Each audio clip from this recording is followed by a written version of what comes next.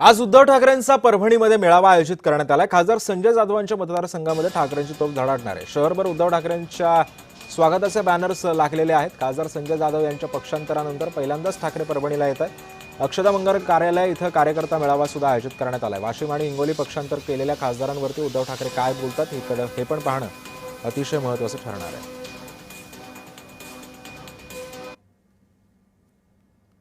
शिवसेना प्रमुख उद्धव बाळासाहेब ठाकरे या ठिकाणी परभणी जिल्ह्यामध्ये त्यांची निष्ठावंतांची सभा घेणार आहेत। या सभेसाठी परभणी जिल्ह्यातील सर्व शिवसैनिक या ठिकाणी येणार आहेत। सध्या सभेला 10चा टाइम होता, मात्र या ठिकाणी थोडा वेळ लागणार आहे। आपण परभणी शहरातील अक्षता मंगल कार्यालयामध्ये या ठिकाणी निष्ठावंताची मेळावा आयोजित करण्यात आलेला आहे। प्रशासनाच्या वतीनं, पोलीस प्रशासनाच्या वतीनं जे तयारी करण्यात आलेली आहे।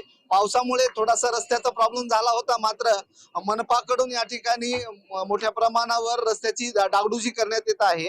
तर संजय राऊत तसेच उद्धव ठाकरे या ठिकाणी परभणीमध्ये संजय जाधव यांच्याबद्दल नेमकं काय भूमिका मांडणार हे या ठिकाणी पाहणं गरजेचं आहे।